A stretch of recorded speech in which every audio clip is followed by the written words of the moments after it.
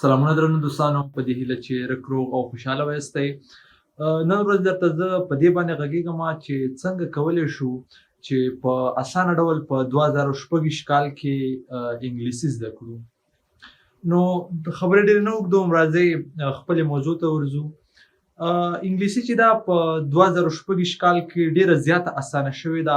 خلک کولی شي چې په ډېر اسانه ډول باندې انګلیسي زده کړي.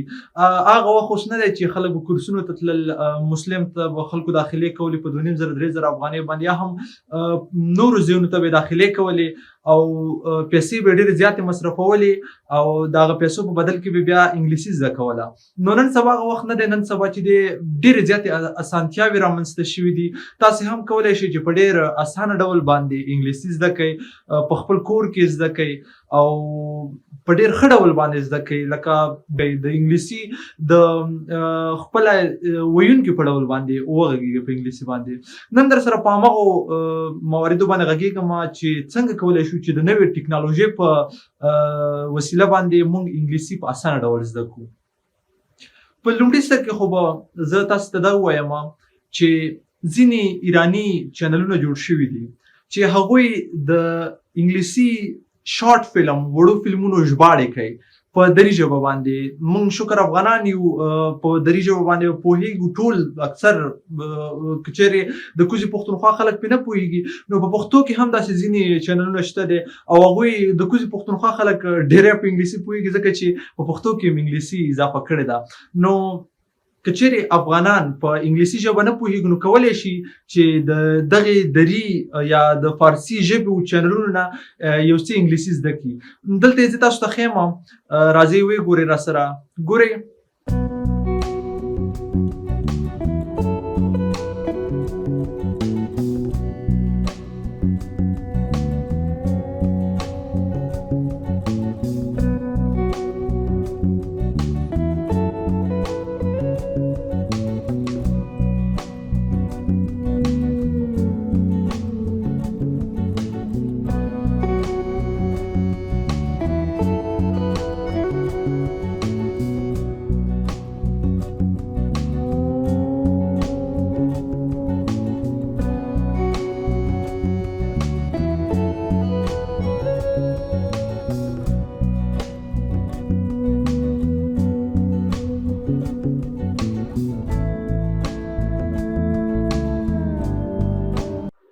ښه، ډېر ښه.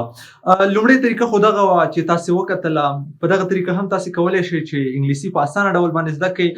دوی چې دی په دې کې تاسې ته هم انټرټینمنټ درکوي، یو څه خوند هم درکوي او همداسې انګلیسي هم درته زده کوي. دغه به ستاسې دپاره یو ښه لاره وي چې انګلیسي زده کړئ. خو تر ټولو اول چې دی د انګلیسي دپاره شوق مهم دی. شوق څنګه مهم دی؟ ګورئ، که چېرې تاسې شوق له انګلیسي سره ونه لرئ، تاسې ورته اړتیا ونه لرئ، نو تاسې به هېڅکله هم انګلیسي زده نه کوئ. د دې لپاره باید چې تاسې وپوهېږئ په دې باندې چې انګلیسي یو نړیواله ژبه ده او انګلیسي چې دی په هر پلیټفارم کې کارېږي. که چېرته د دغه یوټیوب چینل نه زه اوس 100 افغانۍ ګټم، که چېرې دا ویډیو زه په خپله ژبه باندې ونه ویم او په انګلیسي کې تاسې ته ووایم، نو زه به د دې نه 1000 افغانۍ وګټم. نو همداسې ده، هر څه کې انګلیسي چې دی د پیسو ژبه ده، د ډېرې ګټې ژبه ده. انګلیسي که چېرې تاسې وایي، نو تاسو به ډېر د ګټې لارو ته ورسېږئ، ځکه فریلانسینګ ټول په انګلیسي دی، یوټیوب چینل په انګلیسي باندې چلېدلی شي. همداسې ډېر څیزونه دي چې انګلیسي ورته اړتیا پېښېږي. تاسې باید په خپل ځان کې وګورئ چې څه اړتیا ورته لرئ. زه یو لیکوال یم، د یو لیکوال په ډول که زه وګورم، نو زه نړیوال لیکوالانو ته غواړم چې لاسرسی ولرم، نړیوال لیکوالانو سره خبرې وکړم، یو نړیوال لیکوال له ځانه هم جوړ کړم. د دې لپاره ماته انګلیسي ضروري ده. که چېرې یو سړی تاجر وي، تجارت کوي، نو دې لپاره هم انګلیسي ضروري ده، ځکه دی به چې نړیوالو سره اړیکه ولري، بهرنیانو نه یو څه شی راغواړي یا هم چین یو څه جوړوي، نو په انګلیسي ژبه باندې به ورسره خبرې کوم. داسې که هر فیلډ ته راشو، نو انګلیسي پکې ډېر اړینه، ډېره مهمه. که بیخي هېڅ هم نه وي، اوس یو مستري دی، هغه موټر جوړوي، نو په دې کې پې څه پوهېږي نه، نو دا به څه کوي؟ د انګلیسي زده نه ده. نو د دې لپاره انګلیسي مهمه په دې ده چې دی لاړ شي، یوټیوب کې سرچ ووهي، د دغه څه طریقه ته زده کړي. نو په هر ځای کې انګلیسي مهمه ده، په هر خوا کې انګلیسي مهمه ده. انګلیسي زده کول ډېر اړین دي. یوه طریقه خو مې درته وښودله. راځئ دویمه طریقه دا ده چې موږ چټ جي پي ټي سره په پښتو باندې خبرې کوو ټول. که چیرې تاسو ته لږ انګلیسي زده وي بیخي کمه چټ جی پی ټي سره په انګلیسي خبرې وکړئ. چټ جی پی ټي چې دی تاسو چې سره کوم انګلیسي ورته وایي هماغسې انګلیسي باندې برته جواب درکوي. که چیرې ستاسو انګلیسي زوبله وي خرابه وي نو بیرته تاسو سره هماغسې انګلیسي باندې هغوی خبرې کوي او همداسې اول نه ورته ووایي چې زه غواړم انګلیسي په دغه ډول قوي کړم نو تاسې خپلې خبرې له چټ جي پي ټي سره په انګلیسي باندې وکړئ په پښتو باندې مه کوئ. که چیرې بیا داسې وي چې تاسو ته بیخي نه درځي انګلیسي او بیخي په صفر کې ضرب یاستئ نو بیا داسې وکړئ چې چټ جي پي ټي ته په خپله په پښتو کې ووایئ چې ما ته یو دانه زه غواړم انګلیسي زده کړم او ما ته لارې راوښایه څنګه یې زده کړم څه وکړم څه ونه کړم. ما به تاسې ته لغتونه درکړي ورته وایي اول ما ته لغتونه راکړه او به تاته لغتونه درکړي دغه لغتونه چې دی ځان سره واړوه یاد یې کړه د چټ جي پي ټي لغتونه همدغه لغتونه چې دی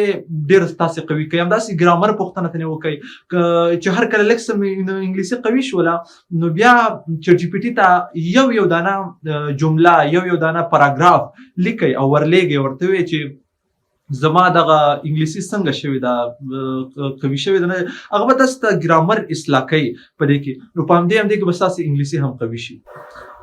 درېیمه طریقه هم د مصنوعي ځیرکتیا ده.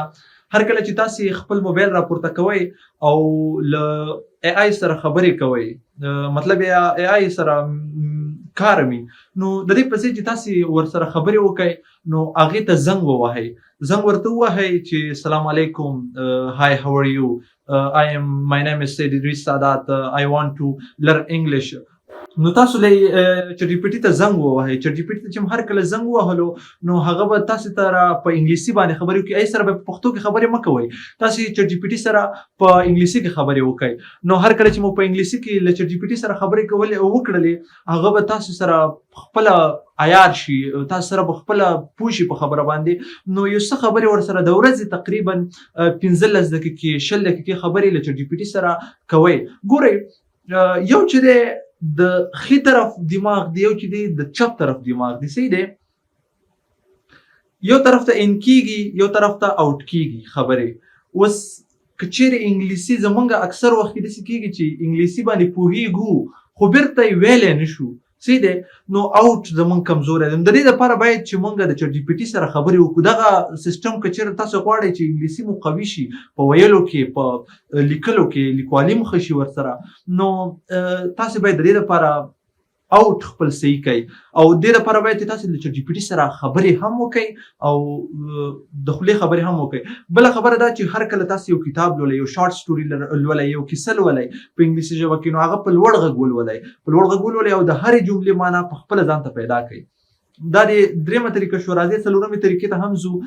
څلورمه طریقه کې زه تاسو ته دا وایم چې هر کله مو انګلیسي یو څه قوي شوله نو هغه شارټ فلمز چې دغه ایرانی چینل نشروي دا تاسو راواخلئ او په خپله باندې شارټ فلم په خپله وګورئ. که چیرې ستاسو انګلیسي اول نه قوي نو د هغوی ویډیو بیخي مه ګورئ لاړ شئ خپله په آی کې یوټیوب کې سرچ کړئ شارټ فلم نو انګلیش شارټ فلم هغه به تاسو ته راشي او د انګلیش شارټ فلمونه ګورئ په دې باندې هم انګلیسي ستاسو ډېره زیاته قوي کېدلی شي.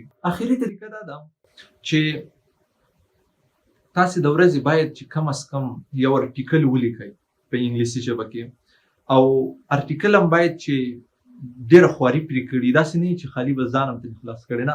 ارټیکل دا معنی نه چې تاسو 80-90 کرښې ولیکئ نه تاسو 10 کرښې ولیکئ په خپل شوق باندې کښېنئ دماغ ورته ولګوئ دا ولیکئ په موبایل کې ولیکئ خیر موبایل کې ولیکئ او چټ جي پي ټي ته یې ولېږئ ورته وایئ چې په دې کې ماته د پام وړ اصلاحات راوړئ صحیح ده نو هغه به وګوري هغه به هم په دې کې به هم تاسو اصلاحات راوړي. ګورئ دا بېله موضوع ده مخکې چې مې تاسو ته ویل هغه بېله موضوع ده چې تاسو چټ جي پي ټي سره خپله خبرې وکړئ.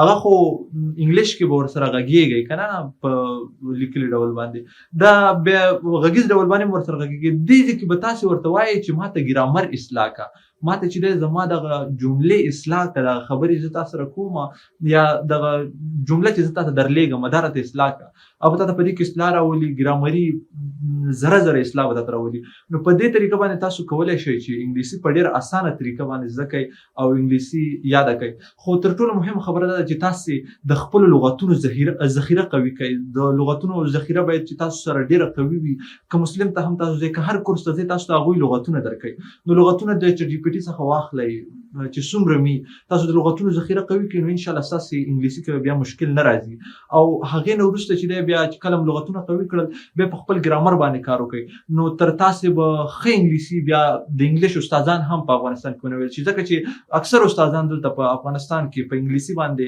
80% یا 50% پوهیږي پوره نه پوهیږي نو که چیرې تاسې په دغه طریقه باندې انګلیسي زده کړل او یو څه وخت ورته وکړو په شوق باندې مې ویلې نو زه تاسې ته په ذمهوارۍ باندې وایم چې ستاسې انګلیسي به له دې ټولو استادانو څخه ډېره قوي شي ډېره مننه چې وخت مو راته راکړلو نور چې هر چیرې یاست خوشحاله اوسئ الله مو مل شه